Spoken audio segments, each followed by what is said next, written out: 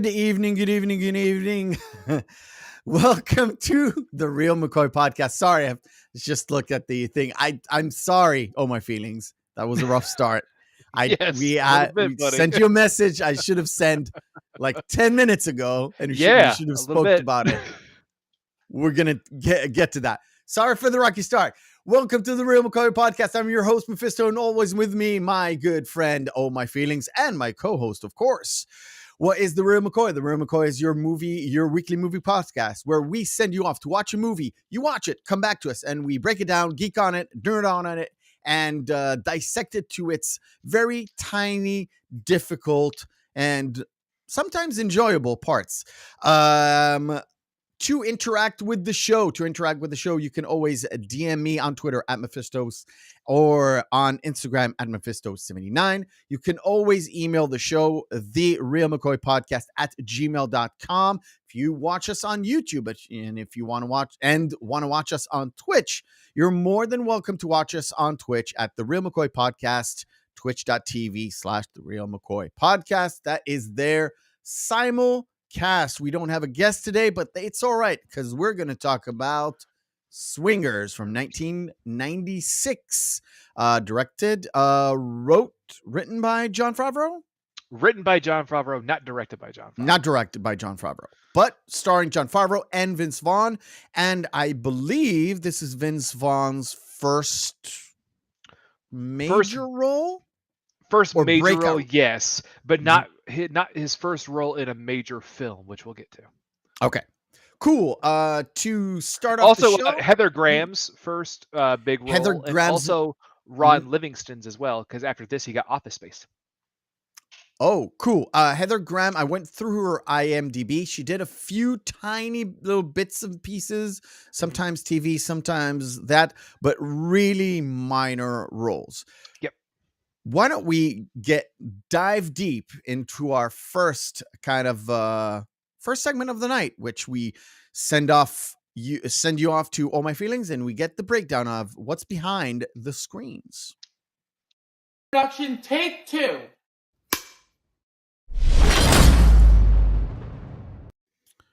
All right, All My Feelings, take it away. Okay, what's interesting to start off is that Favreau kind of wrote this as a lark. He was giving a script writing program by his parents, oddly enough. He wrote the entire script in 2 weeks. All right, cool. By himself. It's great. Moving on to kind of pre-casting stuff, he considered Vince Vaughn to be probably the perfect Trent because he knew Vince Vaughn from his time while he was on the set of Rudy. Okay. Yeah. A lot of people remember the fact Rudy that Vince Vaughn was in with Sean Yes. Austin? about the okay. Notre Dame kicker. Yeah, Vince Vaughn was in that. No, people remember that. I forgot. Yeah, and Ron Livingston and Favreau knew each other from their time. They were in the same Chicago improv group. Ah, nice. So Was it the famous what was the name that produced Bill Murray, Harold Ramis? What was the name of that troupe? Upright Citizens Brigade? No. I totally forgot. I'll go on. I'll try and go on. While he was trying to get funding for the film, the producers actually wanted to change the role of Trent entirely. They wanted to make Trent a female instead. Yes. And changed the role to be far darker. Okay. Yes. And then they also wanted to not include anything revolving around Vegas whatsoever. They wanted to keep it grounded completely in LA. Well, I can see why. Just by the by, if you've just joined the show or whatever, this month we're dealing with movies that are primarily Vegas based. Now, I thought this movie was completely in Vegas, but because what I remember from the movie is the start, which is very much Vegas-y in nature. Yeah. But yeah, okay, go on. Oh, before you go on, Second City. Second City. Second City. I don't know if they were in Second City or not. I just know that they were Okay. from the same Chicago Improv troupe. But Yeah, that's anyway, the most famous one I remember. So yes, but some other producers actually wanted to cast more notable stars at the time, specifically Johnny Depp and Chris interesting. O'Donnell, because Chris O'Donnell was big at the time. Yeah, it was right after. No, yeah, probably. The one with Al Pacino. Scent of a Woman was Scent of a Woman. Yeah, it was right 94, I believe. 94. Yeah, so Yeah, mid 90s. Yeah. yeah. Right before he did the whole career dive bomb, which was playing Robin. We're not talking about that. We're Yeah. not talking about that. Yeah. There may come a day. There may come a day, though. So, oddly enough, Favreau ended up getting all of the production money from through friends. So he had a friend named Nicole who actually does the voice of Michelle at the end of the movie Okay. on the phone. Yeah. But It's her not the roommate. same. It's not the same actress. It's the same actress. Okay. Yeah, but her roommate was Doug Liman. Doug Liman and Favreau became friends, and Doug Liman got financing from his father for the film on the condition that he was able to actually direct the movie. Okay. Yes. I see how Hollywood works. Yeah. It's not what you know, it's who you know. Who you know. The "You're So Money" catchphrase was actually a riff on the commercial that was really prominent at the time when Favreau was writing the script, where Spike Lee kept referring to Michael Jordan as money.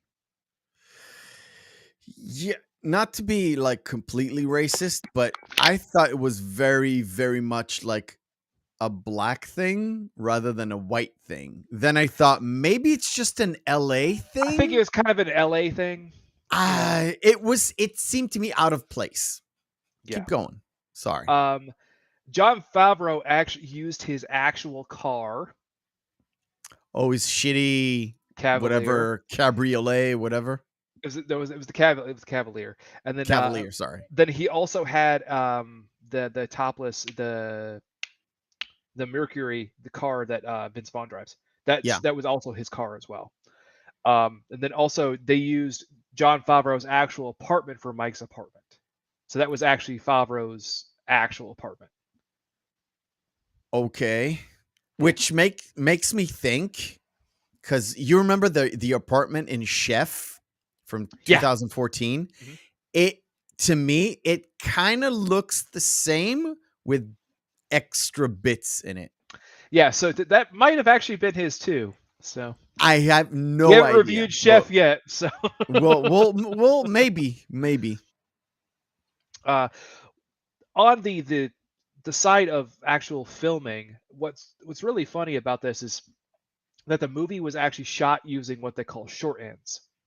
Now, short ends are the very end of the tail end of shooting, where it's about 60 seconds at a time that you can only shoot, because it's basically used as a buffer, they call it the short end, so you can cut it off then, but still have a buffer so where you can edit the film together.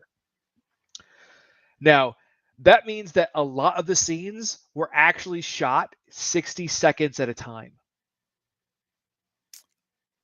I think you can tell. Yeah, there's a little bit of jarring stuff, especially with Sue later. Yeah. I didn't notice it at the time, but when you think about it, I think so. I think you can tell. Yeah. Vince Vaughn's father was in the film. Who? He plays the guy sitting at the bar at the Bamboo Lounge in Las Vegas. Oh, okay. You notice the fact that if you watch the film again, if you look at that one angle, he spikes the camera. He looks directly at it. There we go. Sorry, that fucking light disturbed me. Oh, it's fine. But yeah, but he you could tell he wasn't an actor, because he looks directly at the camera, then looks away like real fast. Yeah. Then pretends to smoke and look away, yeah, like he got caught doing something bad. But also Jon Favreau's mother. Jon Favreau's is- mother. Yes. I Yes. noticed it when I saw the credits. It was like, oh, he put his mother in there. Yeah. Very, very Martin Scorsese of him, which they discussed Which in that we're gonna get to that scene. Oh, we'll boy. get to that. I know We're you gonna want to touch talk on about that scene. background stuff. So It's a very much a movie buff scene. yeah. Yeah. And that has multiple layers on Oh, it yeah. too, Oh, which yeah. I love. Oh yeah, But, I know exactly what you want to say. It's So yeah. the film only had a $200,000 budget. Really that Yeah. low? Yeah. How much did it make? 4.6 million, but prior to the film's release, Miramax bought the film rights for 5 million. So Miramax took a little bit of a bath on it. took a bath on it. Yeah.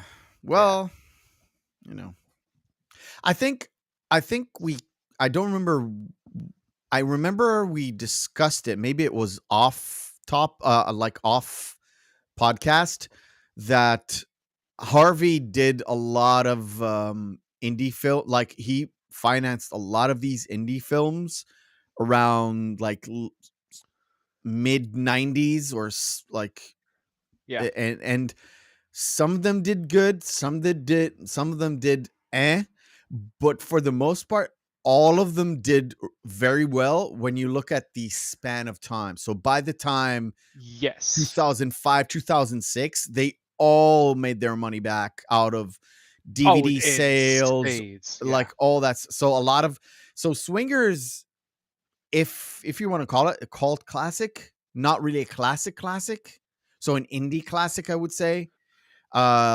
Same with Chasing Amy with Kevin Smith, and a lot of these, maybe High Fidelity, which didn't quite do well in the box office, but did really well when it came to like DVD sales and that. Which that's still a movie we have to cover because that's one of my favorite films. I know. Dude, it's on the proverbial list. We're going to talk about it when we talk about it list. As always. Yeah. There's so many. Right. And anything else before we dive into this? No, all the other stuff is actually just kind of part and parcel with talking about the scene at the time. Would make more sense to talk about it. Cool. So, all right, cool. Let's get into it. Let me move this window there, and I'm going to start looking there instead of there. Sorry. This is how things kind of go around here. We'll pull this up. Let's dive into do you want to do the conversation? I was just saying the first scene between that would Ron be Livingston and Jon Favreau. Here we go. Yeah, between Rob and Mike at the diner, which is funny because this is another note that I was going to add there. This is the there's the rub scene. That's what it's referred to. This was actually shot at a diner that Lyman and Favreau used to go to when they were talking about how they wanted to shoot the film. Oh, that. You know what? That kind of reminds me of Seinfeld and. Oh yes, the other guy. Yeah, Seinfeld did. Oh God, from Curb Your Enthusiasm. Larry David. So that's kind of the whole thing where they sat at a diner and talked about the show that was about nothing, and then they had the diner in the show. So yeah, interesting. All right, cool. They kind of established Ron Livingston's character, and they established Jon Favreau, Mike's character, with the whole girlfriend that it's back home and he hasn't talked to her in like 6 months and all that stuff, kind of laying the groundworks of where we are and what's the deal here. Basically. What's funny too is the way that it is set up. It always makes it sound from the get-go that she was the one that ended things with him. Yeah. Because it was just like a breakup. But it wasn't that case whatsoever. He went out to LA and then just kind of disappeared. Where even Rob mentions that in their confrontation at the end of the film, where it's like, you got to remember, you just left. Yeah, it's so weird because you're kind of led to believe in the conversation that she's the the lever, antagonist in this, yeah. Not and the lead, yeah. and then later on when they had that discussion where he's like with the beard and he hasn't gone out for a week or two or whatever, it's sort of that there you get the realization, but it doesn't really change the dynamics, right? No. He still at that point wants to be with her because he just wants her there with him, Yeah, which is kind he's of selfish. languishing in his own misery, which obviously that's a very unhealthy thing to do. Yeah. Yeah. But Oh, so they have that conversation there when he goes home though, when he plays that bit on his answering machine yeah. and his answering machine starts talking back to him. That voice was utilized in Radiohead in OK Computer for the song Fitter Happier. Really? Yeah, if you listen to the song and you listen to that, you're like, oh wow, okay, that makes sense. That's awesome. Yeah, That's fucking awesome. I didn't know that. And I've yeah, listened to OK Computer on yeah. repeat at some point. That's a fucking great album. Oh, dude, that face. Vegas! Vegas! This is like, I love this shot because this is like super hype. Then cut to their, like, I don't know, 2 hours into a 4.5 hour drive. It's like Vegas, baby, Vegas. Vegas. They're trying to keep they're kind of trying to keep the hype up that they can't because it's a 4 hour drive. It's in Well, the middle of the night, or at and least also it's just in the evening. before that too, before they he convinces him to go there, you already get Mike's mentality on how he views other women essentially, because how he's still so hung up on his ex that he's like, well, they're all what? They're all terrible skanks, I believe was the Yeah, term that he used. yeah. And the thing is, Trent, Vince Vaughn's character, he literally pushes him, and I like the fact that he calls women not babes, but Babies. Oh, babies. beautiful babies. Oh, there's Beautiful gonna be a bunch of babies. beautiful babies.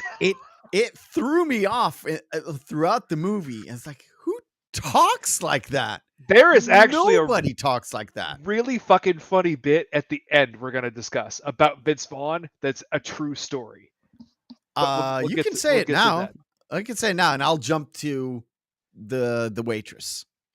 No, but I was gonna get to just to when they get to Vegas, all the external shots, how they pull up that way, when they pull up that curbside Yeah. there, that may look familiar because that is the same shot location that they used for Casino, because that's the outside of the Stardust.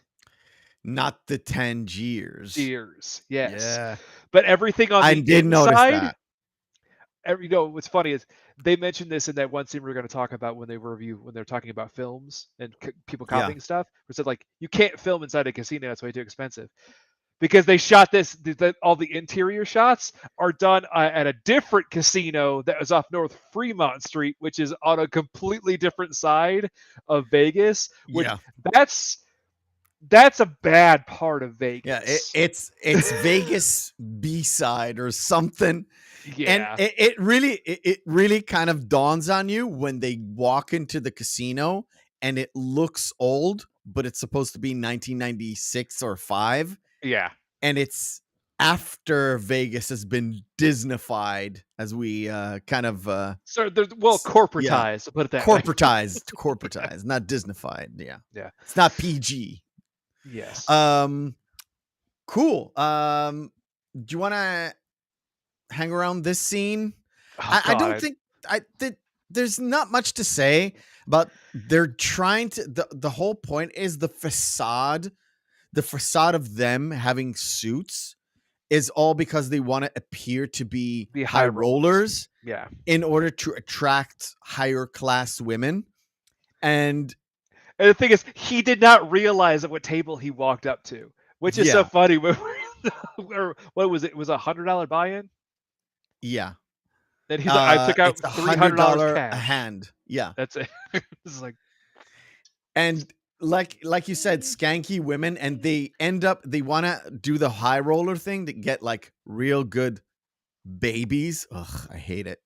And end up with the yes. Okay, fucking can we set up waitress. from the get go that Trent, Vince Vaughn's character, is the prototype of the pickup artist? Yes. Yes, Yeah, for sure. And you get it. 1000%. And you get it immediately. You know, Yeah. oh, I know exactly what this guy's all All about. about. It's All about. And it's very consistent. If you notice it throughout the movie, his character doesn't have any like any character He has no growth. growth. No, there's no progression on Trent. He is completely the same throughout the movie. And it's sort of a weird dichotomy because Mike, Jon Favreau's character, does have a lot of growth from the start of the movie. 1000%, yeah.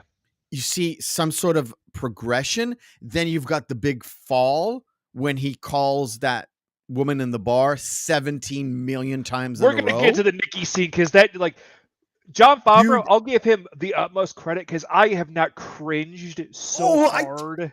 Dude, that's the word I was dying to tell you. My toes were. Stop it. Oh my God, that was so bad. Right, we're gonna get to it. So the whole deal with the waitress, just to push a little thing forward, is they have the waitress. Trent does his pickup artisty thing with her, and she's like, "Yeah, sure." Sure. Yeah. Meet you at the bamboo room at 6:01. Yeah, we'll meet you there. So literally, they go. It's 6 a.m. for those who didn't notice. Yes. But it's fucking Vegas. Yeah, it's Vegas. So it's open 24/7. That's nothing. And so they go to that restaurant, and this scene it's a hidden little gem in this movie. I love it so much because Mike's preconceived notions get shoved right in his face, and I think that's why Favreau wrote this scene.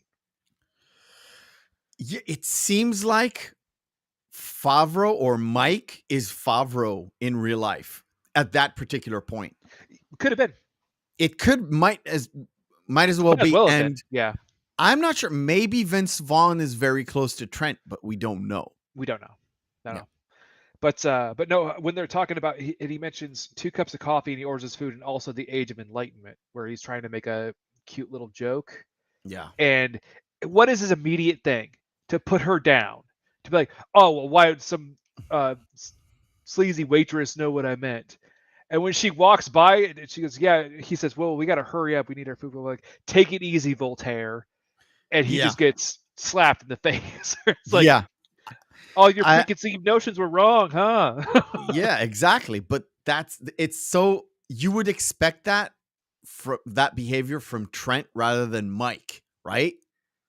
Yeah. Oh, 1000%. You would expect that from the pickup artist, not from the guy who's like, I'm trying to be a pickup artist, but I can't because I'm a loser and you're a winner. That's his perceived notion, and he gets smacked in the face. It's like, okay, let's go. And we're going to jump. I'm sorry. I know. We're going to jump into that trailer where it literally smacks him in the face. Okay. The one thing I only want to add there is the fact that the whole setup of when they meet the waitress and her friend, how Mike is so completely out of his element. He literally sucks all of the air out of the room whenever he speaks. Like, everyone's having a good time. He says something, everyone just exactly. Okay, anyway, let's go to my place. Yeah. Which it's sort of like the 2 girls knew where it was going. Trent knew where it was going. And the only one who didn't know where this was all going was Mike. And you could literally feel like, dude, they're here on a whim because somebody said, just let's meet up. And like, Trent does this to shake up Mike, and Mike is still hung up on the fucking ex-girlfriend, which he doesn't even call ex-girlfriend until the very end. And yeah, he always refers to her as his girlfriend. Yeah, which talking about this scene, Vince Vaughn, you can see how he became a star after this. Even giving that little Yeah. little monologue about that one the one audition that he went on. Yep. That's why he got the term the double down. Yes. Got Yeah. the name Yeah. Double I Down know what from. you mean. Yeah.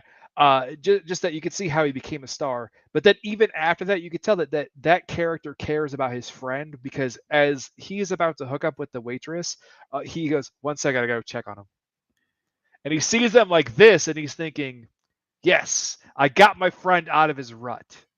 Yeah. And then he And then has Mike that is gonna, he all has he's this doing, conversation like I all have on he's the doing, he's screen. telling this girl who is obviously into him, She's really definitely into into him. all And he's doing is saying like, "Well, this is everything about my ex-girlfriend."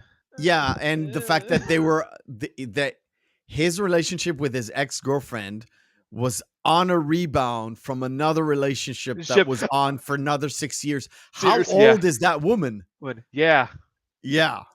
I because was they like, all look like they're in their maybe mid to late m- 20s yeah, at the oldest. mid to late 20s, like struggling actors, maybe 30, 31 at tops.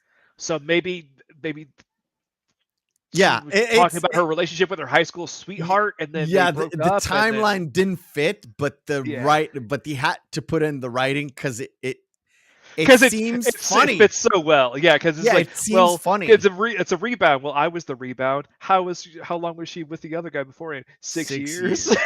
How long were you with the other girl? 6 years? Oh shit. Yeah, it kind of fits the writing, and it fits the. I would say maybe a little joke in there, maybe, I don't know, but it Yes. kind of fits. So I was like, okay, I'm not gonna. Well, Let's he not gets. pick this thing apart. You Well, know. then he has the audacity where the girl is still clearly into him as well, and then he's just like, "Hey, can I use your phone? Listen, I have a calling card and Oh, everything." dude, that He I has to go in cringed. and break up his friend and the waitress, which for me that would be a no go. That'd be like, you go outside. No, Yeah. no. And the fact that Trent was the ultimate bro because he knocked on the door and he's like, okay, The first it's thing he does is it reaches out. condom. Condom. It's like the condom. It's like, of course. Like, you're going to score with that chick. Of course, dude. And I was like, no, I need the phone. Oh, my God. God. Oh, I And then cringed so the much. girls get together and they're talking about how much apparently like he's still in love with her, and they're fawning over it. They're eating it up. Look at the. This is why Vince Vaughn was a major star at the start of the 2000s. Yeah. That fucking face. Dude, for sure. For sure. Right, cool. Let's do a stop and we'll go into our first segment unless you want to we can start with one more scene when they leave Vegas. This scene. Yes. Kind of to end up the whole Vegas part. Yeah, which by the way, this shows real signs of the time. Real signs of the time. Because tell me, was saying like, well, are you gonna talk about are you gonna ever call that girl again, the waitress? He's talking to Trent. He's like, no, I really wasn't that into her. Wasn't that big of a deal. He goes, well, what about that other girl? She was so into you. And she goes, yeah, I was kind of into the whole Dorothy thing. Does that make me a F word or something? Yeah. Real sign of the times there. I know. I know you dislike that word. I get it. I really do. And then there's another scene later that would not fly today. Yeah, I know. But I know exactly. but no, when they what's really the black friend, right? When they have the Yeah. black friend joining them, but he seems like it was part of the whole bro thing. It wasn't. No, it wasn't that. It was there was the wrestling when they were playing the hockey game, when they get to the food later ensues. Okay. Yeah, we'll get to it. But the real important thing about that scene on the side of the road is the fact that that's the line where you're so money you don't even know it came from. Yes. And I was at that point, I was like, do I not remember this right? The movie? Because it seems like he's definitely not the money. But throughout this movie, a lot of Mike's friends keep telling him that he is like either the best of their bunch or he's destined to be greatest. He just doesn't know it yet. Yeah. Sort of that thing. And I was like, I'm trying to see it, but I don't remember it being that great. No, I think in a way, what really puts it in perspective is the conversation he has with Rob near the end of the film, which we'll get to. Yeah. All right. Cool. We're gonna do our first segment of the night. You know it. You love it. It's called Missing Marquee.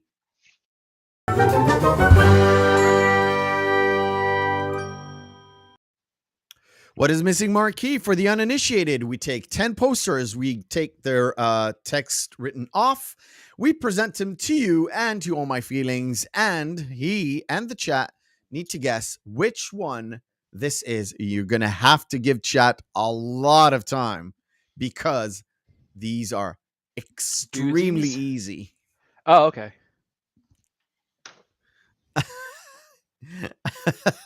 We might have a very short segment today. We got chat. Go ahead. We've got it. We've got it. Babe. Saf is here. This is, of course, Babe. I can see by your hands, you know exactly what this is. Is Saf going to have to guess every single one of these? It's going to take a while. I'm thinking so. All right. Do you want me to just go for it? Yeah, I hate myself for knowing that. You mean the other one? Pass. It's the opposite of Big Poultry.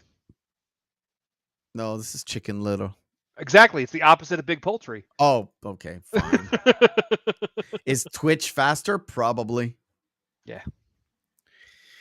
This is why we encourage watching us on twitch.tv/The Reel McCoy podcast, where the delay is not that heavy, but I can see both chats.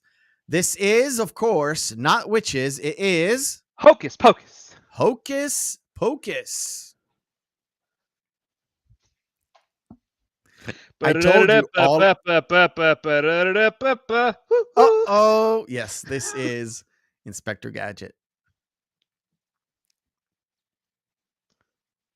I've seen this movie many times. I don't know why I've seen it many times. I hate it every single fucking time. Now that one, I don't think I know this one. Really? Mm-mm. So if I punch in a little bit, you can see that in the little... Is that Mike Myers? That's DeVito? Not Mike Myers. This is Danny DeVito. And his wife, former wife. Yeah, Rhea Perlman. Saf knows it. Saf got it. It is, Matilda. Of course, Matilda. Okay. Yeah. Never seen that one. I didn't like it. It's not a terrible movie. It's a really nice, good, wholesome kids movie with a good ending. But May is Robin Williams month. So this was set up, I don't know, about, like I say every single week. It's about 3-4 months ago. It is Mrs. Doubtfire. I told you Saf is going to get it. Well, yeah. Mrs. Doubtfire. These are the easiest ones ever. I swear to God, Saf, if you miss this one, I'll never talk to you again. We've actually talked about this one, Saf, and I have. We've discussed this at least twice in 2 different podcasts. It is Space Jam. It is Space Jam. Saf got it too.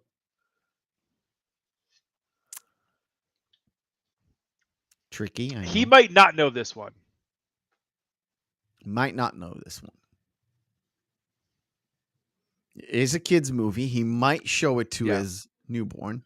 It is, of course, Stuart Little. Not something I like.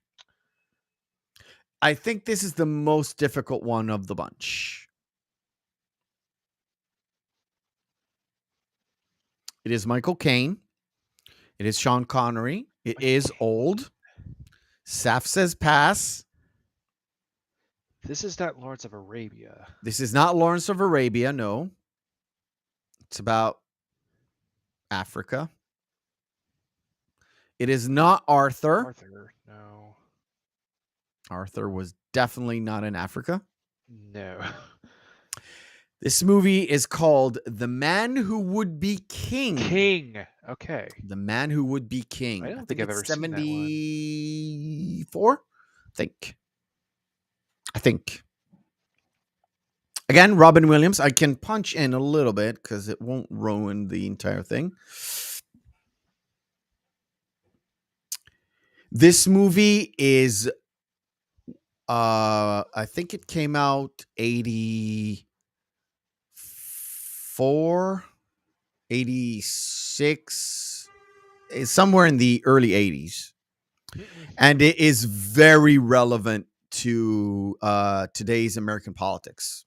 If you could like seriously think about it. Drawing a blank. Staff says this is World According to Garp. Okay. That given the context of the film, that makes no sense. That poster doesn't make any sense.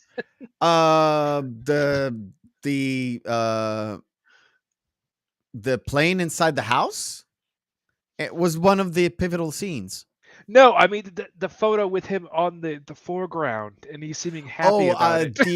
the other poster for this, the if it had no text or it did have text, you would know it immediately. Gotcha.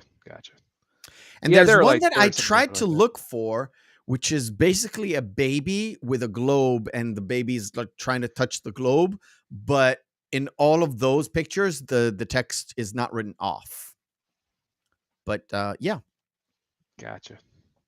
All right, cool. We get to see another conversation with Ron Livingston's character and Mike. And we get to see a little bit more of a backstory on Ron Livingston's character. The character's name is, I don't remember. Rob. It's Rob. Rob. So yeah. Rob is telling Mike about his like jobs, what the job he got, and because he went for a pilot, but he didn't get it, and he doesn't want to tell his parents, and now he has to go for the role of Goofy, and he's like, "This I can't tell my parents this." Yeah, it's like, Mom, I'm sorry, I'm Goofy, by the way. Yeah. Can you also send more money? And I'm also going for the role of Goofy. It's a little bit of behind the scenes, or behind the, let's say, the glamorous life of living in LA, trying to be an actor type deal. To me, this whole scene could have been written off and it wouldn't hurt the rest of the movie. It just gives you a little bit of backstory about kind of both Rob and Mike's relationship, and the fact that they're both doing the same kind of deal, but you don't get too much information. That comes with the conversation that they have a little bit later. Yeah. Well, this also really gives a little bit a better backstory too, and it validates Rob as a character. Because otherwise, him just showing up at the diner scene, then if he were to show up when they go out with Sue and Trent, that would have been a completely weird mix to just have him just show up all of a sudden out of nowhere. So them being friends, and inherently had been friends for quite a while, because he even mentions that he knew Michelle as well from back home. Yeah. It really sets up it. I think it sets up the later conversation, so you'll have a bit more context.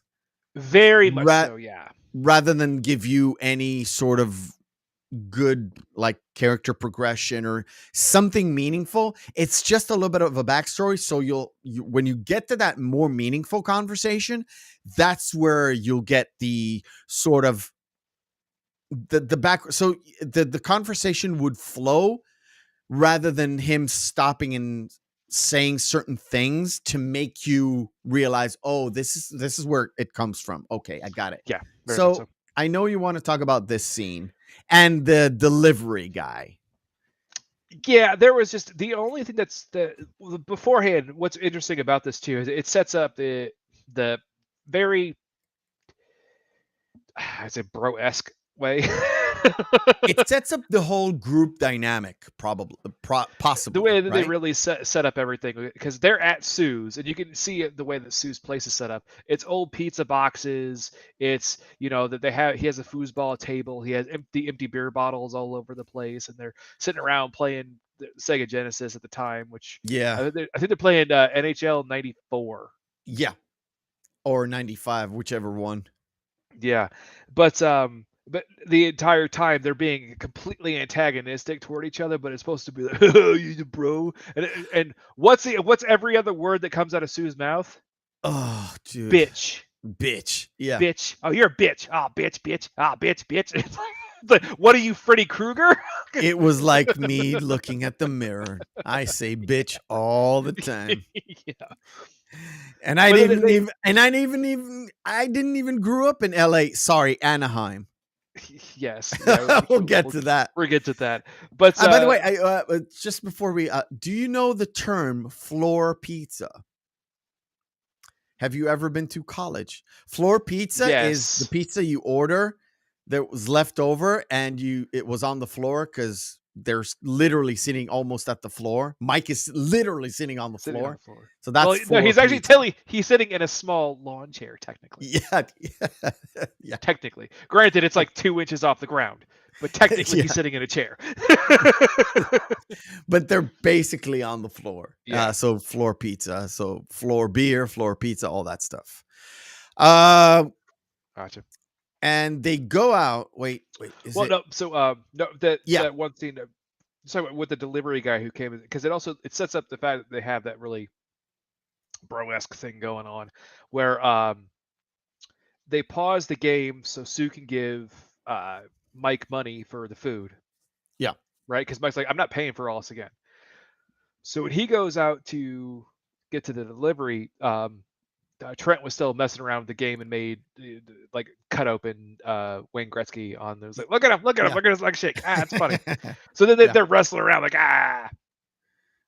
But as soon as he gets down to the delivery guy, Mike does, they're upstairs and then they start pretending like they're gay to put on an affectation like that to make it seem like it's a great big joke where it's like, you can see it was a sign of the times there. Yeah. It's a very bro-y thing. The delivery guy, I don't know if he's an actor or not. He didn't say anything. It seems like he's just about to burst open laughing, which means they did that with microphones off screen or something. Yeah. And the guy's like, oh, I can tell he's just about to break the scene. Yeah. But I love it though. So they literally go out. They go to that bar. They meet. They meet up with some sort of bar hopping, and I like the fact that when they add their friend, the actor's name is Alex something, and I don't remember the name of the character. But at some point, everybody's like, "Let's get out of here," and he's like the buttoner, the guy who puts the button on the whole thing. Oh yeah, he's the one who basically once they have his approval at the end of it, it's like, okay. Yeah, once he says, "Wow, this place is dead anyway," and they leave. He says that how many fucking times? It's they're in a packed bar where they can't move. Like, yeah, this place is dead anyway. Yeah, they leave. It's like, what do you mean dead?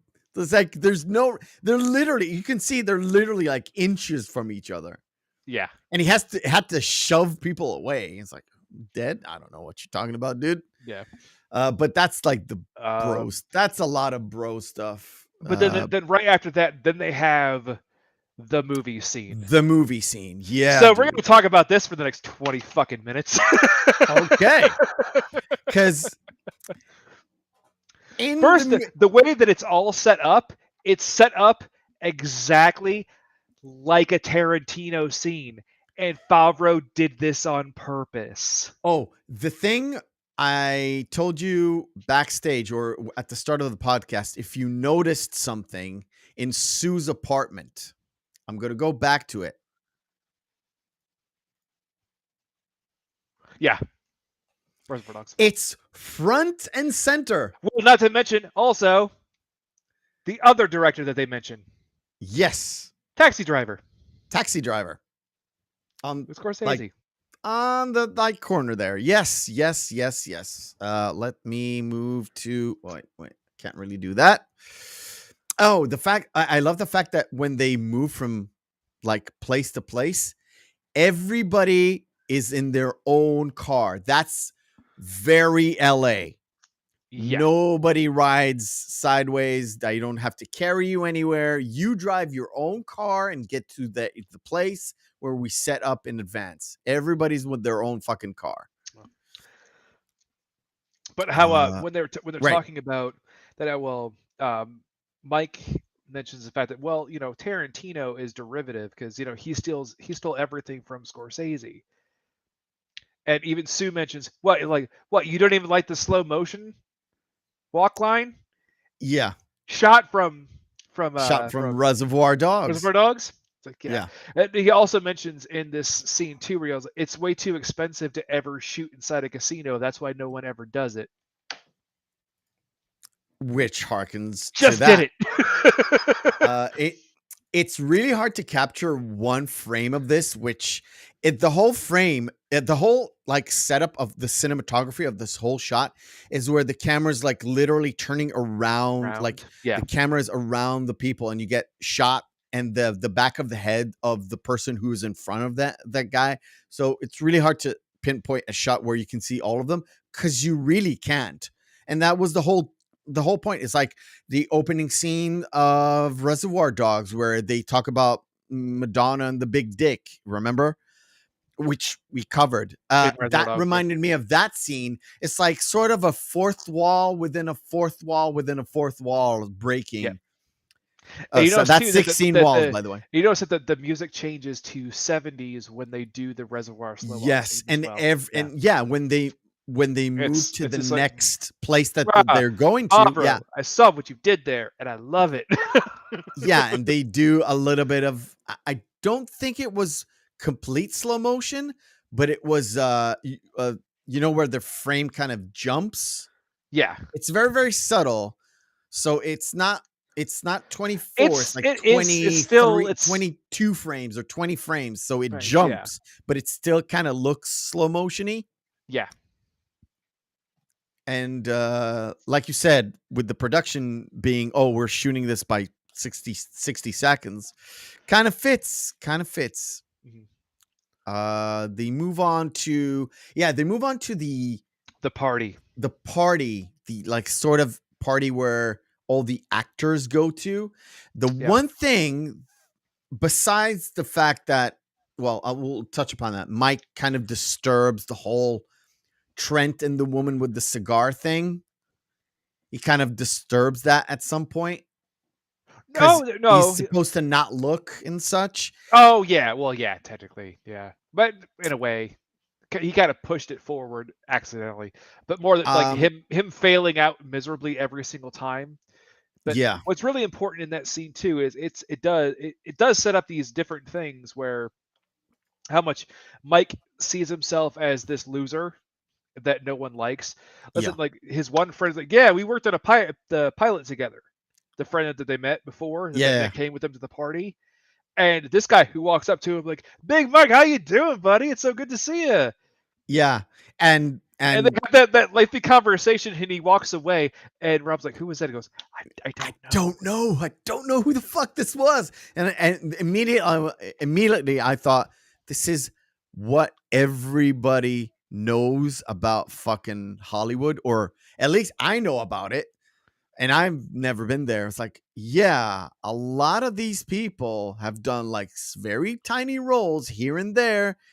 They just put on a facade that they know each other because it's like either impolite or people might get upset with you and then you might not get the role or whatever, so they're being very friendly. It was like, I don't know who this guy is. I think is that guy. But I think it also sets up that where Rob's opinion is like, well, everybody knows you. That conversation later at the end of the film that we're gonna so you can see how things are building up that way from Rob's perspective, where it's just like, what do you have to be upset about? But anyway, when they have but everyone around there is so jaded, especially when Mike and Rob go to talk to that one model that he finds so attractive. This That one? no, the one that Mike goes to hit on Favreau's character. Oh, okay. That I Go on. I'll really try didn't and. see it, but anyway, the first thing she asks is, "What car do you drive?"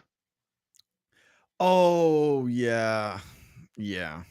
Yeah, which kind of just only This one made me cringe too. It's yeah. like, what car do you drive? I drive a this and this. So a And she doesn't Cavalier even, yeah, she doesn't even say anything. She just turns turns her away. head and continues the conversation she had with her friend.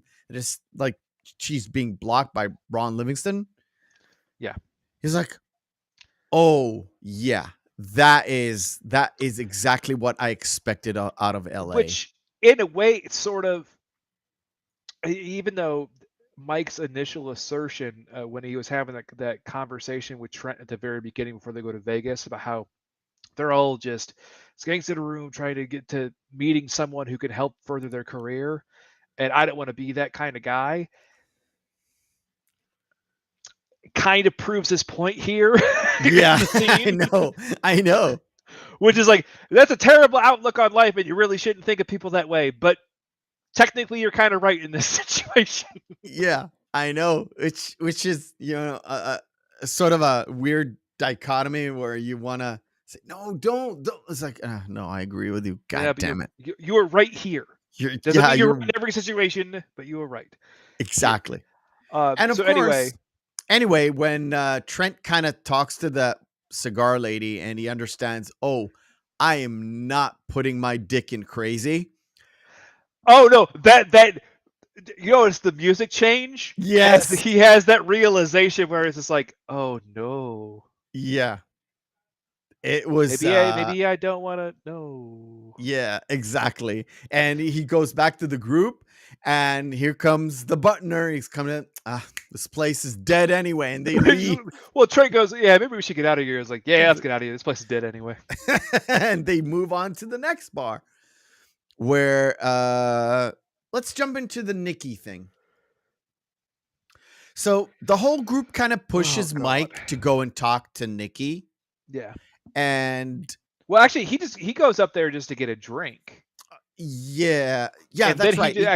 they naturally actually do have a conversation, and he does make a fool out of himself to begin with, and the fact that she actually does give him her number in the first place is like, good on you because you crashed and burned from the start.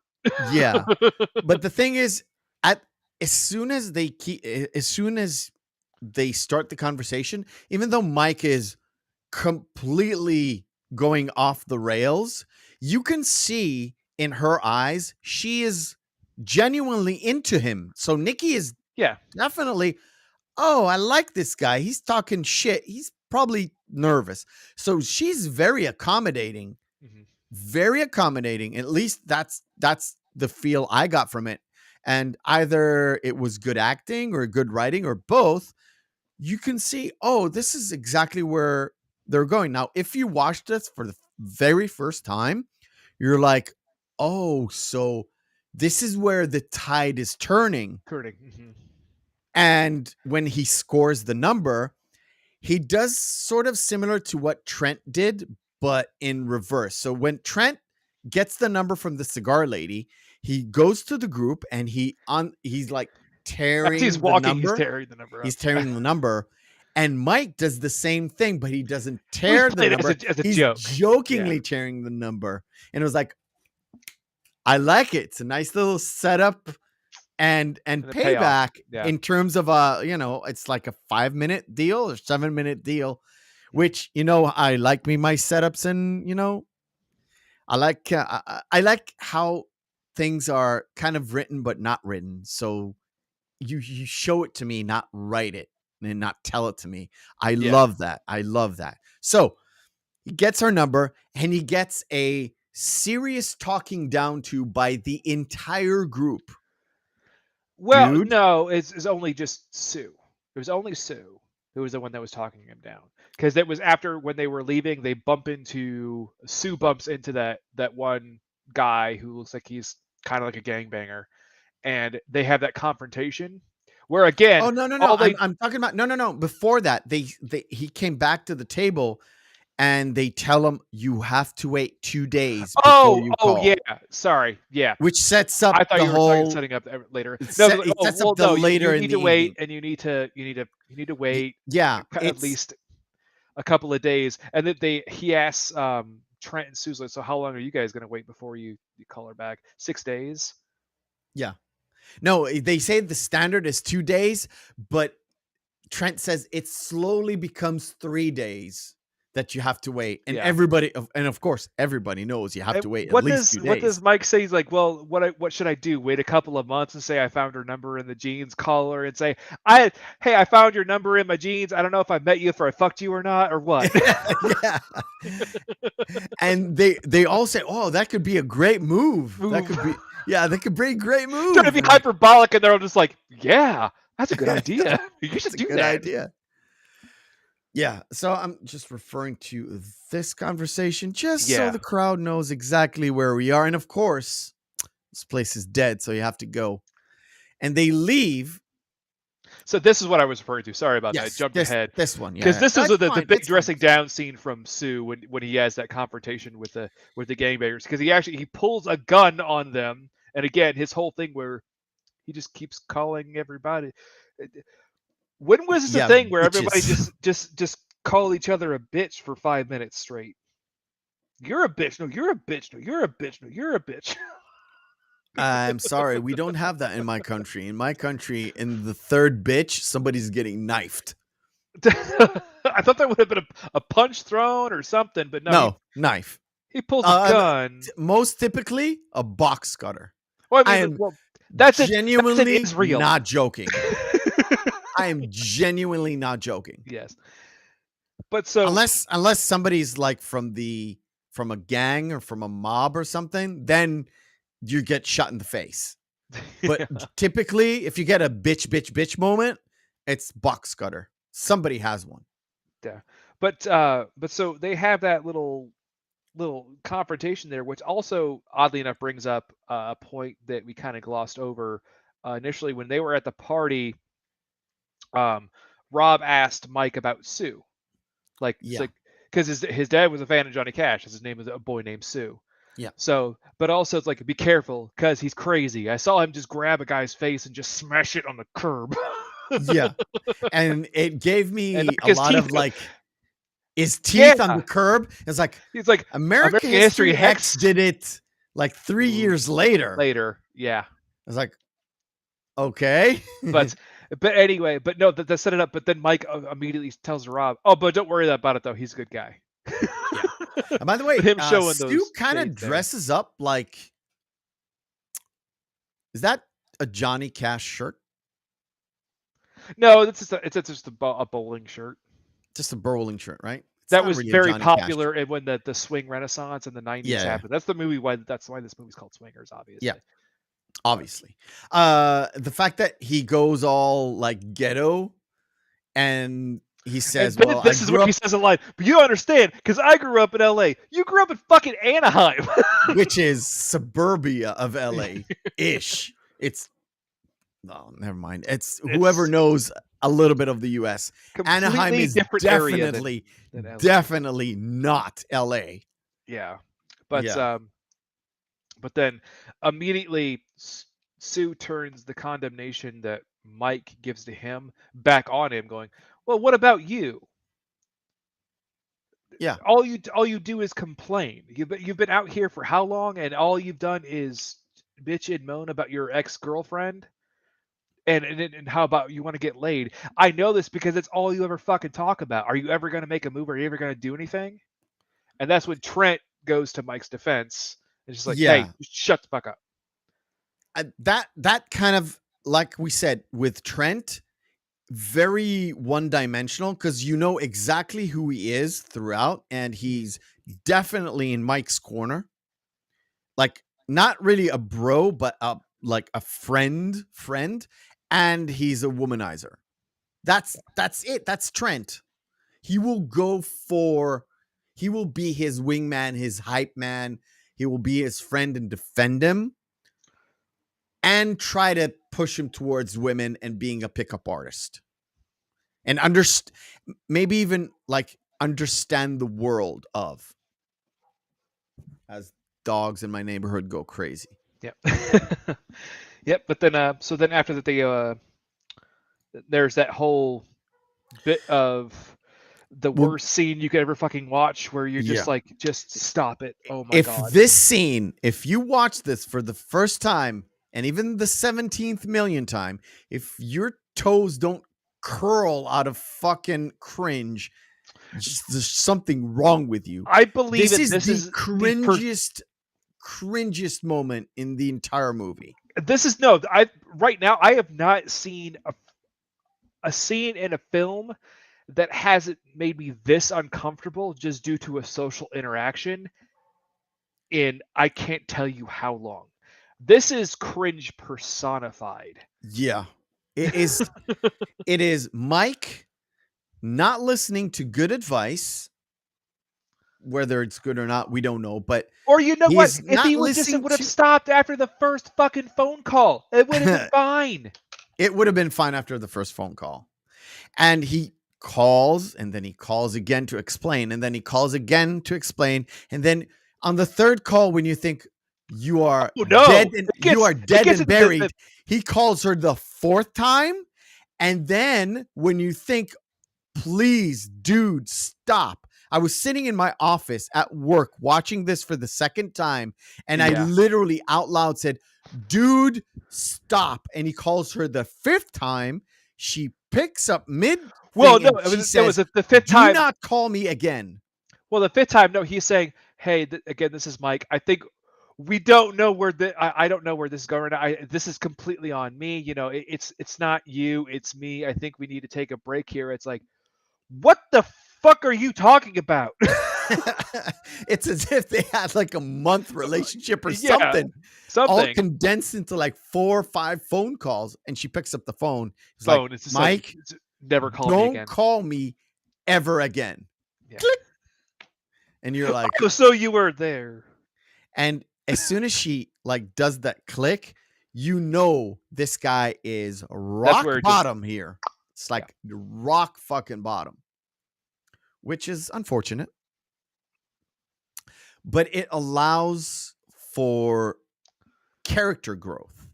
Yes. So you had some sort of a status quo. You understand where the character is. Mm-hmm. You see some sort of a turn for the good when he gets the number. So everything looking up, and then crash and burn. And from there you get realization, growth, and development. And that is something I mean, this is I liked about this movie. Well, yeah, because it is.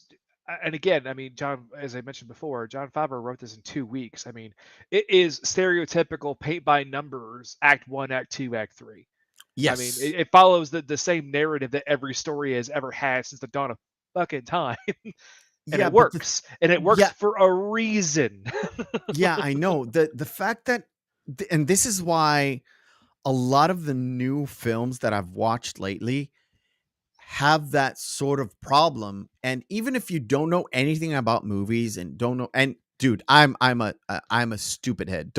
I'm not an expert in movies. I just saw a lot of them. The something is missing. And if you're not a movie buff and you're not into the whole how to write scripts, what is act 1, 2, and 3 type deal, if you don't know all that and you watch a movie and there's something missing, it's probably that.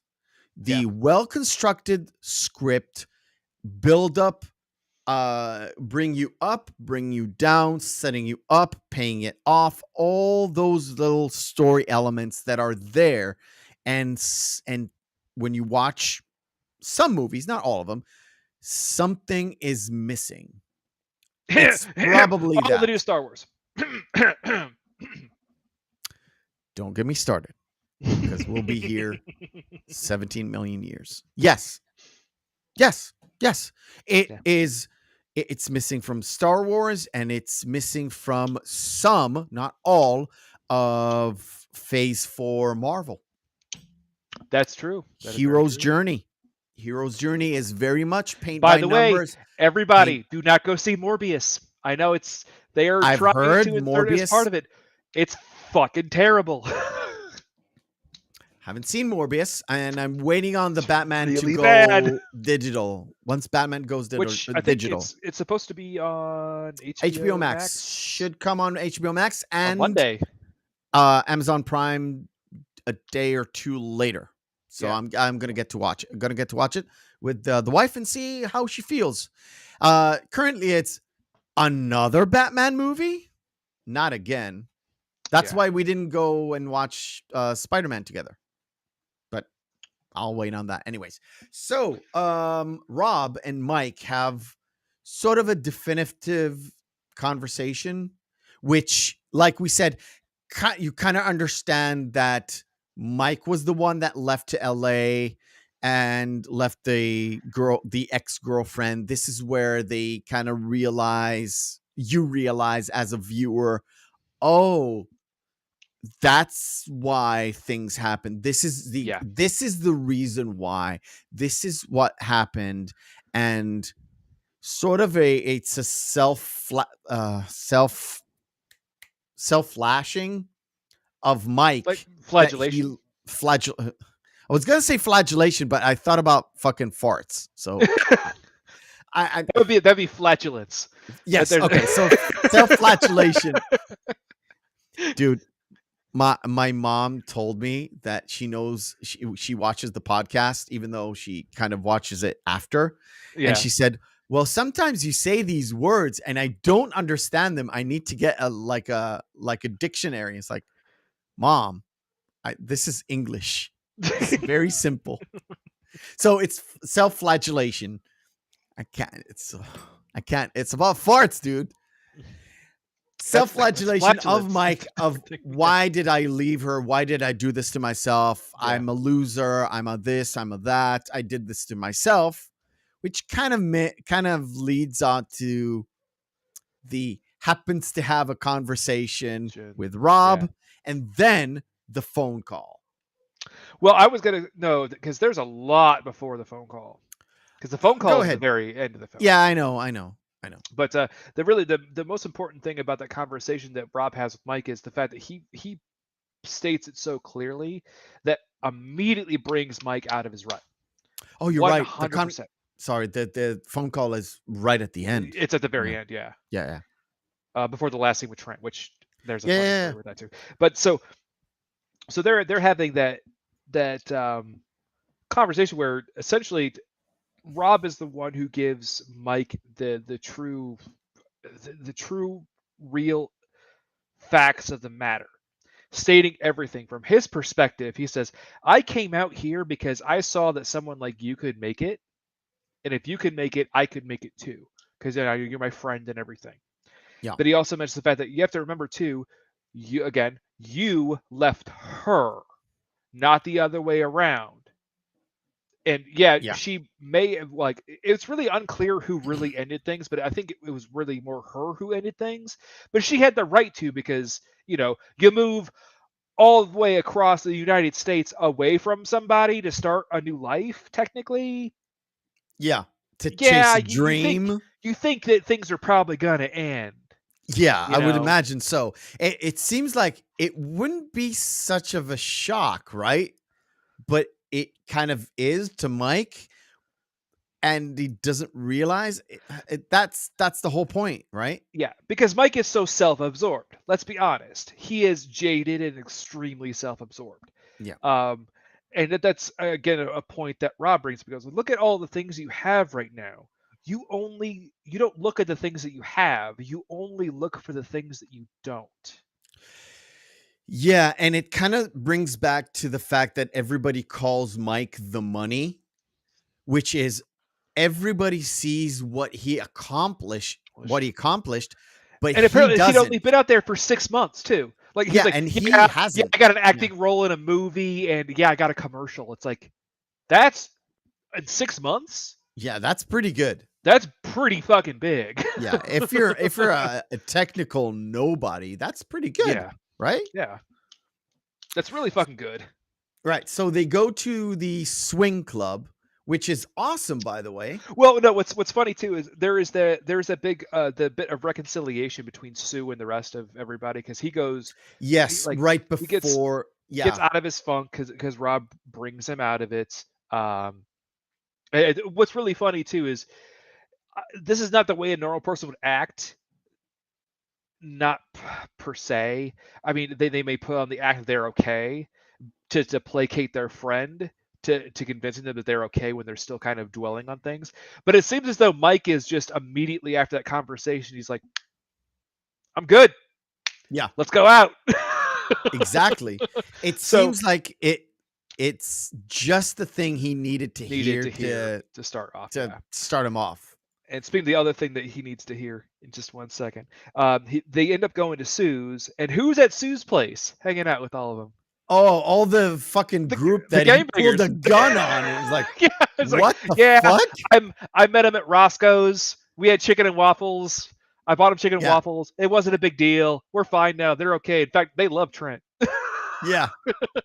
And I was like, what The it's fuck? this scene. It's like, what the It's like, fuck? what the fuck? And then Sue is also talking to him, and it's like, hey, listen, man, I'm sorry. He goes, well, actually, Mike thanks him because I think that was also another bit of someone else slapping him in the face and saying, Yeah. hey, what's wrong with you? Like, stop being like this. So even though it sent him on that downward spiral a little bit, Nikki's the one who kind of pushed him into the abyss, and Rob's Yeah. the one who pulled him out. It was Yeah. really the Well, it Sue's- wasn't Nikki, it was himself. yes, But yeah, Nikki kind of yeah. you But, heard that rattle at the end But of they the said, well, but don't worry about it. Mike says we're better friends for it, Sue. Don't worry about it. But then Trent has the line where he just says, "Hey, why didn't you go ahead and give Nikki a call and have her house meet him out there?" And Mike just kind of looks away, and Sue just kind of nods, like, "No, you fucked that one up." let's do the start of the swing club. Not the whole Yes. not the whole bit. Which So they go through the swing club, and this is where I was like, this is the quick note. nod to Martin Scorsese. Yes, but also When they this was an actual club called the Derby Club, which is a club that Vince Vaughn used to always go to when he was starting out in LA.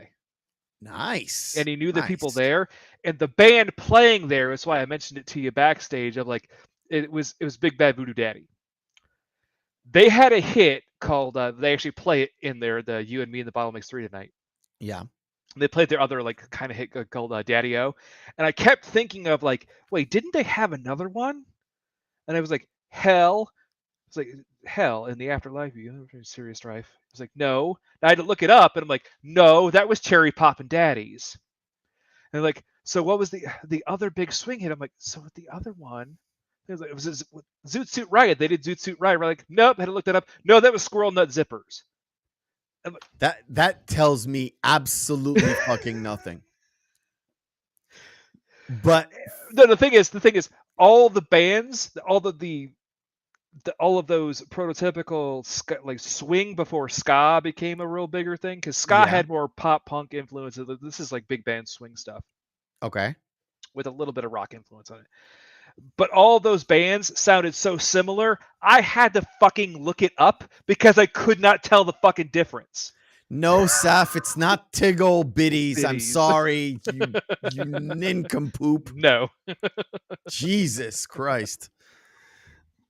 That took No, me but out see, of it. that was the thing. I Big mentioned the fact that I had to keep Tiggle-bitties. double checking my notes and everything. Like, wait, that was just they only had that one song. Like, are you sure? Yeah.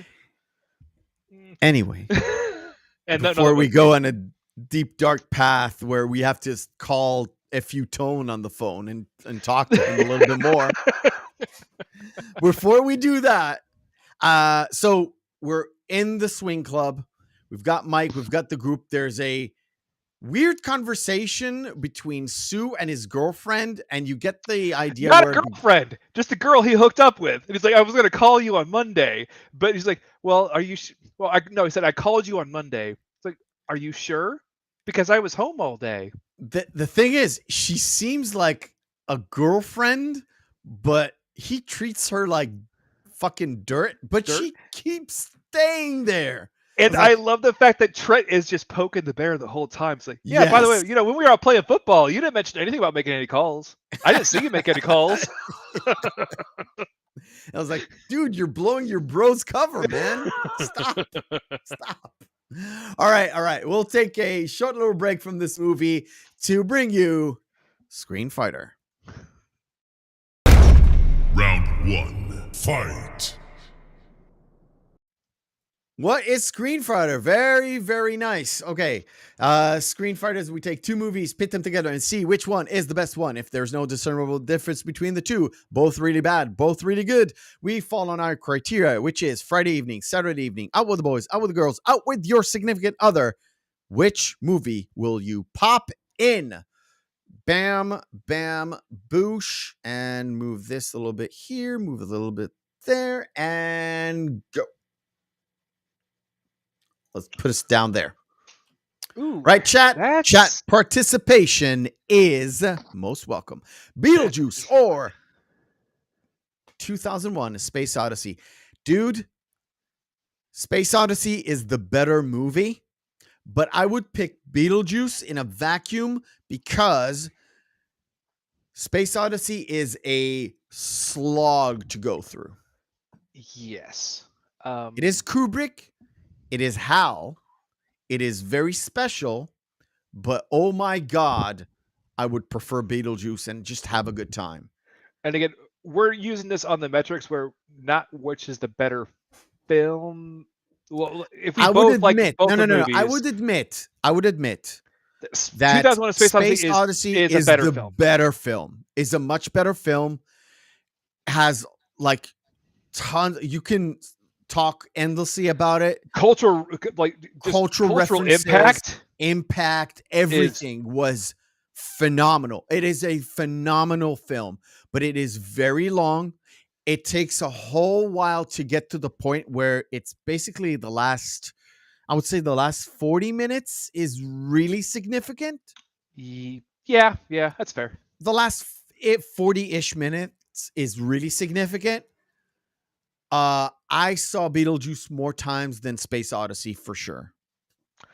And we're gonna have to do 1 month where we just do a Kubrick month. By the way, that just we might have to. gives We might have to. But as we've already reviewed Beetlejuice, you know how much I actually genuinely enjoy that film. So Me too. I would actually have to go with Beetlejuice just given our criteria because I would rather watch that any day of the week. All right, Dances with Wolves or Pulp Fiction. Easy for you. Pulp Fiction is your favorite Yep. movie of all time. I would much rather watch Pulp Fiction. Dances it with is Wolves the is not a way bad better- film. It's not a bad film, but Pulp Fiction is way better cinematography, better writing, better pace. The fact that they changed the timings genuinely alludes to a much more fun kind of viewing. It is Pulp Fiction. The chat is all Pulp Fiction. I'm Pulp Fiction. Easy. Yeah. Teenage Mutant Ninja Turtles or Superman 2. Oh, that's a good one too. Because that's the one with Zod. Yeah, That's the one with Zod. Chat says Turtles. I would also go with Turtles just because of the backstory behind everything with the Turtles, and apparently how awful it was to be in those costumes. Are you saying that you would prefer Casey Jones to Zod? As a villain, no. And also Casey Jones wasn't Shredder the to villain in that, Zod. it was Shredder. Shredder to Zod. Chat says Turtles all the way. So I'm gonna go. I'm gonna pick Superman 2. You're going with Teenage Mutant Ninja Turtles. You're going with the chat. Let's go. The Good, the Bad, and the Ugly or Magnolia. Ooh. one of the best spaghetti westerns of all times. One of Yes. Sergio's bests, or Magnolia, which is a hard fucking film to watch. Hard fucking film to watch. It is good though. Oh yeah, it's a fantastic film, but again, it's Wait, kind of on the same. It was last week, and I forgot to ask you. It is a Terrence Malick movie. I believe so. I think so, right? Chat, Yeah. check. You can Google it. I don't want to Google it now. I think it's a Terrence Malick movie. I'm gonna always have to go with the good, the bad, and the ugly on that one. I'm gonna go Sergio Leone on this one. Yeah, I'm with you, chat. Chat says good, bad, and the ugly. So we are all in simpatico here. Right. Star Wars Episode 3 or The Birds. Wow, this is fucking easy. This is easy. Hitchcock all the way. I'm not even listening to the chat. Yep. Which side note, there was a song by a band called Nothing Face that uses the scream from The Birds. Oh, nice. And also her rant. Where'd you come from? Why are you bringing this here? Even Seth says birds. All right. Treasure Planet. I haven't seen Treasure Planet. Have you? Mm-mm. All right. Let's do haven't seen. Notting Hill or My Cousin Vinny. I have watched My Cousin Vinny with my wife not so long ago, a few weeks back.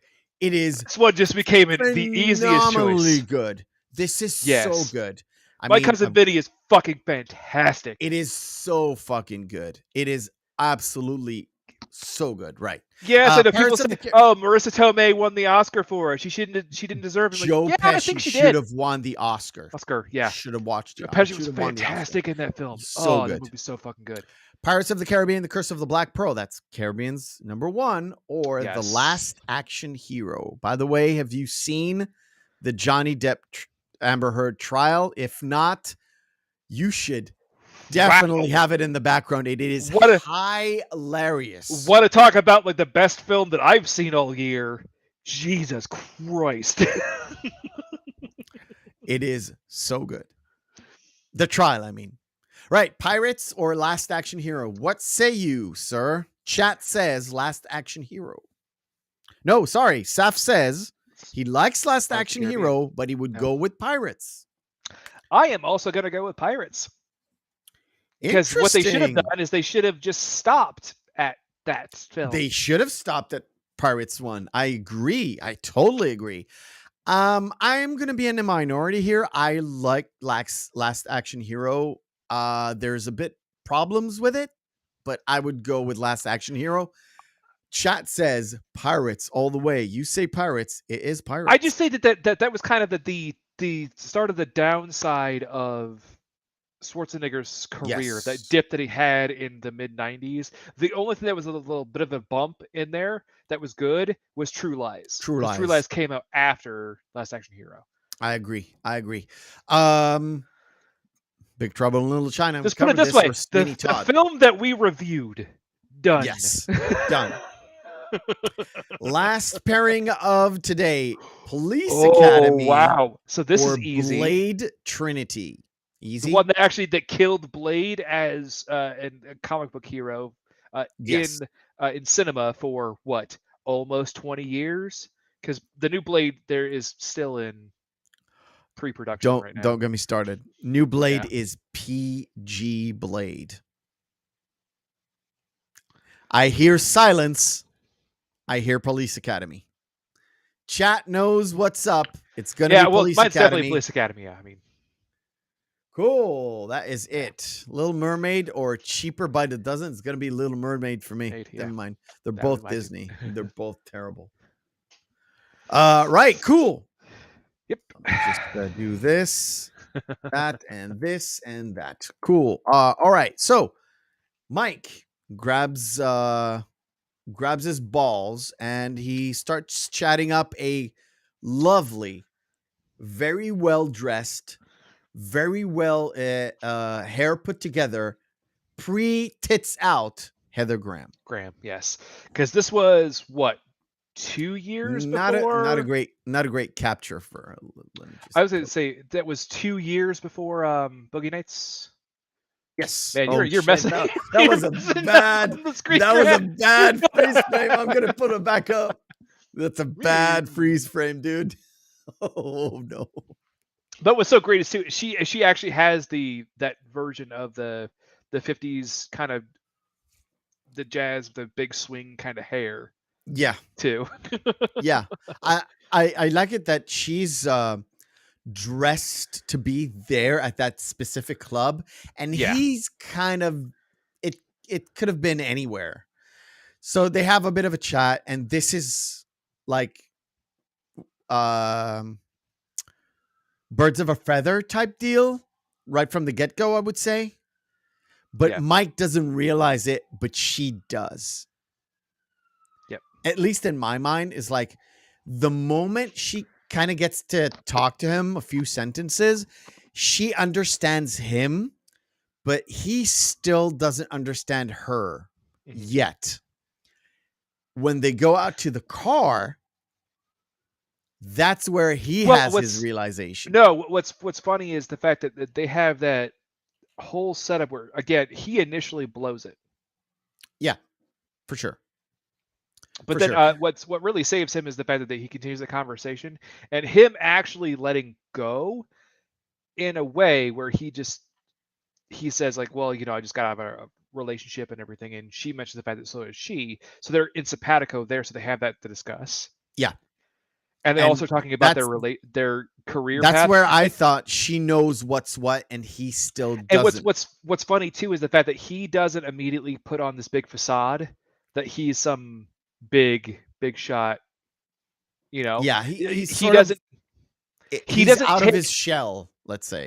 well no, he actually acts like himself. He doesn't try to be cool. He doesn't try to put on the facade of Trent the way that Trent Yes. would act. Instead, he's just naturally kind of himself with her. In fact, that's what's important is when they're slow dancing, and then after that, when it was Big Bad Voodoo Daddy. That's the band that's playing, by the way, Yeah. in the background. When they start playing Daddy-O, then they just start doing just swing dancing Yeah. moves. Regular And swing dancing, as he said, if. like he's comfortable, he's in his element. He feels like himself, and that shines through. And so, especially when they go to the car, and I don't know if you caught this, but remember how when they were all driving their cars, they all were using the club on their steering wheels. What? Oh, the low The jack. locking The device. low Yeah, the jack. low jack. Yeah. Every time they call it stop, the club in the States, it's because it called was the actually club. it was trademarked as the club. Like anybody like DK, you know it. Yeah. First of all, it was here also. We had those things all over the place. Like all Yeah. over the place. It did absolutely nothing. Nothing. Yeah. Yeah. But the fact that, we didn't talk about it, but every time they did a stop, it was like, oh, we've reached the place. Everyone was like, and we're off to the club. Yeah. And she also had a low jack as well. Yeah. Which it's just tiny little thing. It was tiny little like sort of watermarks to lead, or breadcrumbs to lead you to, oh, these are two of a kind. Well, These are what's really like, important too is the last bit of the conversations they have together, Meth, is right yeah. there when he goes, no, he goes, oh, well, she says, well, can I give you a ride home? Says, no, that's my hog over there. He's mentioning a motorcycle. Goes, no, that's my piece of shit car over there. Yeah. And what does she say? Oh, it suits you. Yeah, it In a suits you. joking manner, and he gets the fact that it's a joke and she's not being condescending. And it's like, oh, see, you're in simpatico here. And Wes is like, oh, get the hell out of here. Yeah, and this is where I like I said, this is the moment that he realized, oh, I get her and she gets me too. Where she had that moment inside the bar already. She knew already. But the dance was like the exclamation mark. Yeah. And for him, this was the exclamation mark. Yeah. And we have a weird kind of We can basically skip this, but this is Trent and Sue being obnoxious and assholey in a And it wasn't diner. really, but it wasn't really Sue though. And Sue, like Sue No, it says was one more thing, Trent. Yeah, it but was more what's Trent. funny, it's Sue says one thing and then Sue apologizes. When it shows that what the real character of Sue, but Trent on the other hand is still, it's It's showing the the same fact that guy. It's just the that same guy again. he hasn't changed. Like he's kind of a dick. Yeah, he's kind of a And dick. that's just Trent. But the Because conversation. Mike tells him off, where he's just like, "Why is every single time you got to go, or you got to fucking embarrass me?" Yeah, it's sort of the way he thinks every single part, but he doesn't say it. But now he does say it, and it was more like, yeah, we kind of knew. Mike, just relax. We knew already. They're friends, but you all have those kind of friends where in certain situations you wouldn't want them around you there. Yeah. So Mike picks up the phone. So it's a day later, of course. He has the calendar, and he has the Lorraine's calendar, number and pinned. he promised himself to not talk to her for a few weeks, right? So no, for a couple of days. It's just a couple of days. So he has it set up for 3 days. I thought for a second it was 3 weeks. No, so apparently they had something about 3 weeks at the beginning at the club. Yeah, so they had met on a Wednesday. So he had the Thursday marked off, and they had Friday, and then he had Saturday with Lorraine's number pinned on the calendar. Yeah. And as soon as he marks it, phone rings. He picks up. It's his girlfriend or ex-girlfriend from back home. Michelle, yes, Michelle. Which, and they go again, as we mentioned in the behind the screens, that was her name is Nicole. I can't remember her last name. I don't think she ever did anything in film, but she was Doug Liman's roommate who directed the film and also got the financing. But she was a friend of Favreau first before Favreau met Doug and got yeah. Okay. So they have some sort of a conversation, and then in the middle of the conversation, lo and behold, Lorraine is the one breaking the 2-day rule. Yeah. Right? It's like, well, and she says, I was supposed to wait 2 days, but that's like, I was back in school again. I don't want to behave like that. Yeah. Or again, she's like so in simpatico with him. Yeah. That's another big slap in the face to him, going like, hey, wake the fuck up. Exactly. And this time he kind of responds to that sort of call. So he gets back to Michelle, talks to her for a little while, but all he's trying to do is get rid of her. Yeah. And he said like, well, so you're thinking about moving back to New York, right? No, I don't think that's going to happen anymore. And when the phone leaves his goodbye, his ear, I love you. She says, I love you. And he like clicks on her. And at that point, yeah, that's over. That's over. It's done. Yeah. And so he goes setting up everything with Lorraine and we don't get to see anything because the next scene is basically another diner scene. It's the last scene of the diner with scene, Trent, where he's sober, but he's still acting like a dick.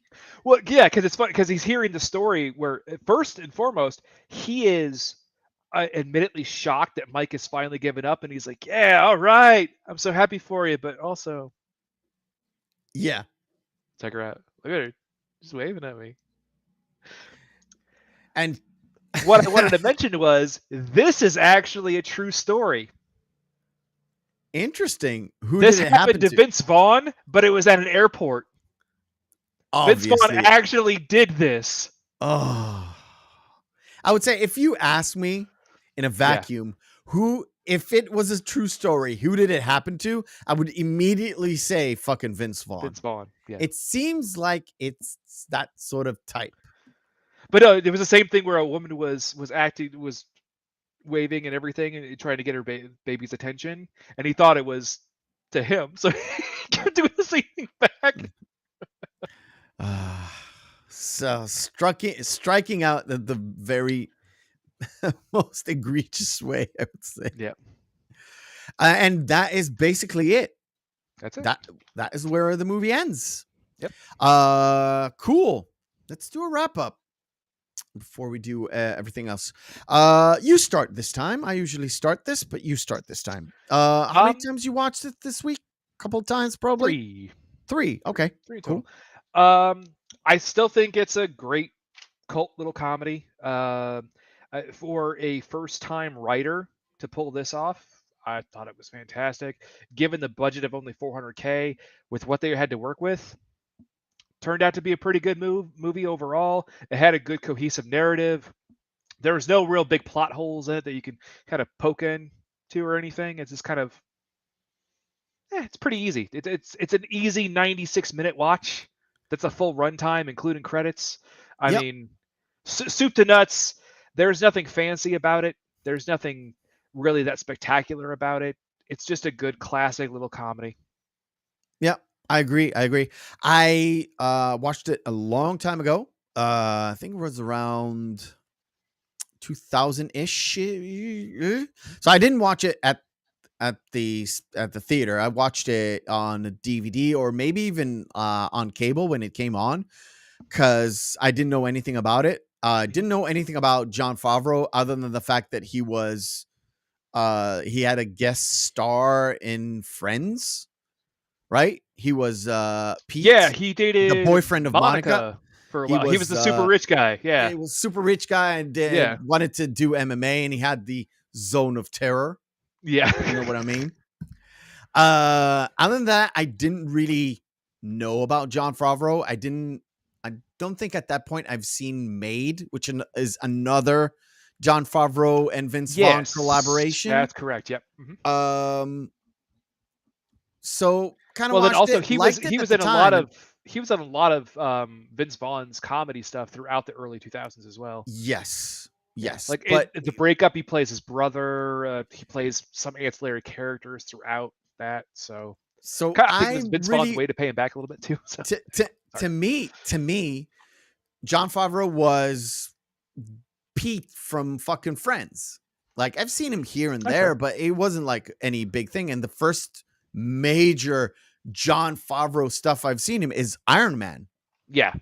Which, it's Iron Man, dude. But yeah. He's the one who basically saved comic book films. Lack of a better way to state it. And Robert Downey Jr.'s career. Yeah. Very true. The whole point is, didn't know he wrote this. Eventually, he had a show that he did mid 2000s called Table for Five. Have you heard about it? No. Yes. Dinner for Five. Yeah. That's where I kind of knew who Jon Favreau is, because he kept saying we did Swingers. We kept repeating it, and it was like in a highlight reel. We did Swingers, and I was like, oh, I need to watch this again. And I watched it and was like, oh, I liked it. I like this. I understand why he had the friends he had in that show, because it's a lot of people he worked with throughout the year. Vince Vaughn, Kevin Smith, like a lot of people. And you got to know his background is he's into comic books and all that stuff. So flowing into Iron Man, it kind of fit if you knew who Jon Favreau is. Yep, definitely. And when it comes to this movie, writing's pretty much on point. There's no extra fat on the bones. Mm-hmm. It goes really quick, and the fact that it kind of harkens with the fact that you said they had to do it in 60-minute bursts, a 60-second burst, kind of fits with the editing. The writing kind of acclimates to that. A really enjoyable watch. Another kind of short movie that you're in and out, and you get a full story. Act 1, Act 2, Act 3. You get to see not the hero's journey, because it's not really a comic book thingy. No. But you do get to see character development, which we said throughout the podcast, character development for the main antagonist, the rise, the fall, and the redemption. Protagonist, sorry.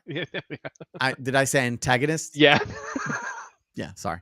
The protagonist, our titular hero, right? Yes. So you get to see the rise, the fall, and the redemption, and sort of you could even cut this movie without the last bit with Trent, and it would still be good.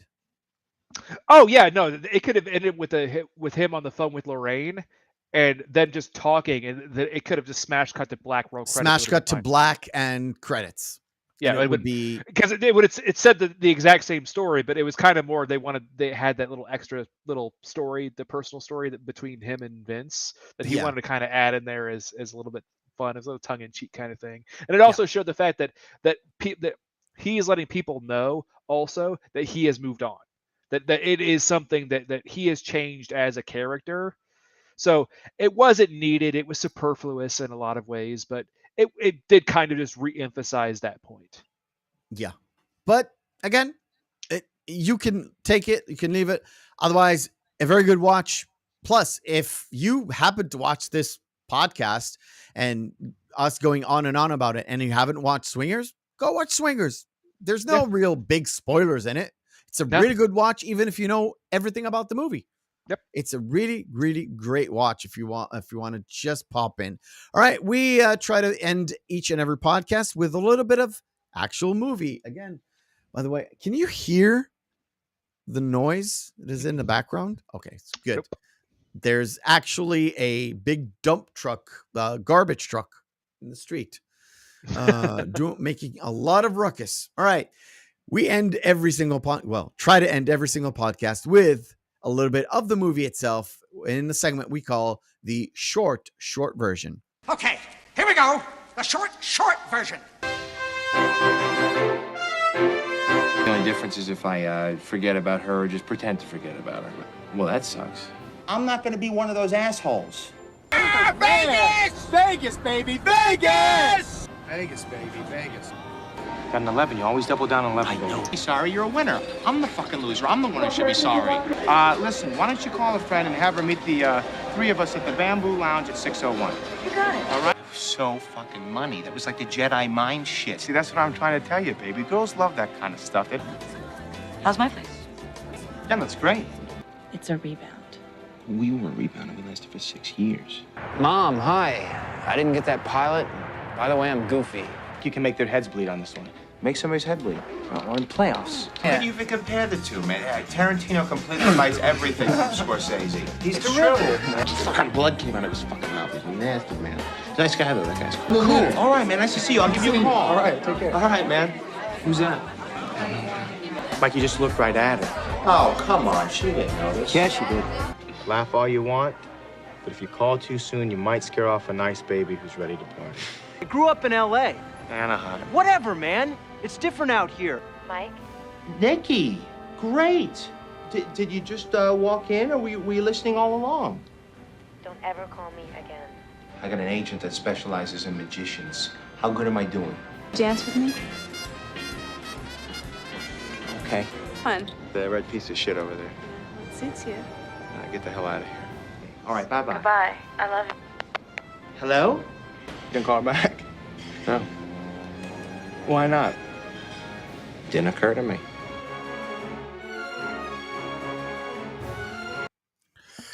It was really fun to edit that. I'm not going to lie. It was just fun stuff. All right, cool, ladies and gentlemen. We are going to come back here next week with a even darker film with Favreau as well, right? Yeah. With Favreau as well. In Vegas this time. It is called Very Bad Things. I'm gonna get another WhatsApp message from you and be like, well, technically it's not all in Vegas. Well, yeah, the most important that remains to be seen, because this was I've seen a lot of movies, but I've missed a few along the way. So it's gonna be a first time watch for me. That's gonna be interesting. So go out, get Very Bad Things. I know it's probably gonna be on DVD or Sailing the High Seas, whatever you want. It's up to you. Go watch Very Bad Things. Come back to us next week. And of course, if you want to interact with the show before we leave, at Mephisto on Twitter, at Mephisto79 on Instagram. You can email us at the Reel McCoy podcast at gmail.com. You can watch us on Twitch, twitch.tv/the Reel McCoy podcast. Before the real noise comes from, oh, you can definitely hear this. Reel McCoy podcast. And of course, like, share this podcast around, and subscribe if you want to. You don't have to. And we'll see you next week. Good night, ladies and gentlemen.